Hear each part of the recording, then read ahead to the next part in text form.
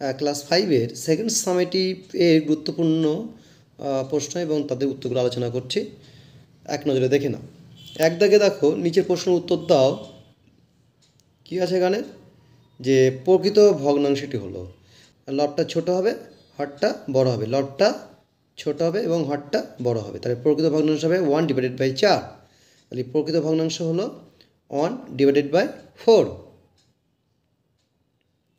খদাকটা কী বলছে? 120/144 লঘিষ্ঠ আকার হলো। তোমরা উপর নিচে ক্যাটাগরির ছোটো ফর্ম করবে।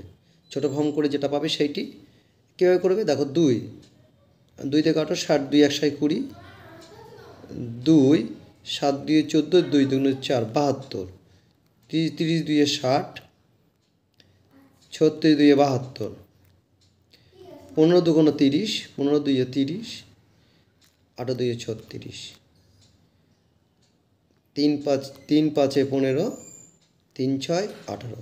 তাহলে উত্তরটা হবে 5/6। উত্তরটা হবে 5/6। দেখেন উত্তর কোনটা আছে দেখে নাও। 5/6, 5/6, 5/6।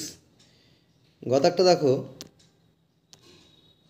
গদাকটা বর্গাকার চিত্রের পরিসীমা ড্যাশ গুণ একটি বাহুর দৈর্ঘ্য, 4 গুণ একটি বাহুর দৈর্ঘ্য, 4 গুণ একটি বাহুর দৈর্ঘ্য। ঘদাকটা কী আছে?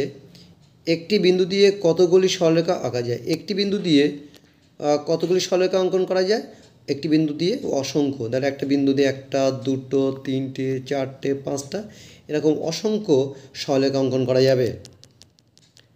তারপরে দেখো, উমাদাগে বদমাস নিয়মে এর অর্থ কী? অ্যাডিশান, যোগ। চয়ের কী বলছে? আয়তক্ষেত্রের ক্ষেত্রফলের সূত্রটি সবাই জানো, দৈর্ঘ্য গুণ প্রস্থ বর্গ একক, দৈর্ঘ্য গুণ প্রস্থ বর্গ একক।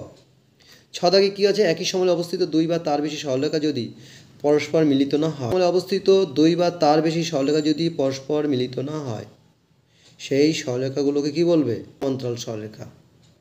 বর্গের দাগ কি? 44 পয়সা সমান কত টাকা? 44 পয়সা তোমরা কি টাকাতে রূপান্তর করতে কত দিয়ে করতে হবে? 100 দিয়ে ভাগ করতে হবে। 100 দিয়ে ভাগ করতে হবে। তাই 44/100 মানে 0.44 টাকা। 0.44 টাকা, দশমিক একটা শূন্য লিখলে হবে, দশমিক আগে একটা শূন্য লিখলে হবে, 0.44 টাকা। তারপরে দেখো, স্থানীয় মানে বিস্তার করো। এটা অবশ্যই তোমাদের যখন স্যারেরা ক্লাসে করাবে তখন অবশ্যই বুঝতে পারবে, যেহেতু পারবে। ইংদাক দেখো, 8 স্কোয়ারের মান কত? 8 স্কোয়ারের মান মানে 8 গুণ 8। 8 স্কোয়ার মানে 8 গুণ 8, 64। 8 8 64। তারপর এটা দেখো, 2 দাগে কী বলছে? নিজে প্রশ্নগুলি উত্তর দাও। এটা সিম্পল যোগ, তোমরা অবশ্যই পারবে। ক্ষয়ের দাগে একটি বাঁশের 2/13 অংশ লাল, 1/3 অংশ সবুজ, 8/39 অংশ হলুদ রং করেছি। কত অংশ রং করতে বাকি আছে? তাহলে সবগুলো কী করবে? যোগ করবে। যোগ করে মোট অংশ এক অংশ থেকে যোগ করে যেটা পেয়েছো সেটা বিয়োগ করবে। তাহলে কত অংশ রং করতে বাকি আছে পেয়ে যাবে। তারপরটা দেখো, গদাগে একটি আয়তকার মাঠের দৈর্ঘ্য 60 মিটার, প্রস্থ 12 মিটার। আয়তকার মাঠটির পরিসীমা কত? পেল অঙ্ক তোমরা অবশ্যই পারবে, সূত্র লিখলে হয়ে যাবে। ঘটা কিছু সরল করো। অবশ্যই খাতায় কলমে তোমরা রেডি করো, নিজেরা পারবে, খাতা তোমরা নিজেরাই তৈরি করো। আজকে এই পর্যন্ত। পরের দিন একটা নতুন ভিডিও নিয়ে হাজির হব। ভালো লাগলে অবশ্যই লাইক কমেন্ট করতে ভুলবে না। তোমাদের অসংখ্য ধন্যবাদ।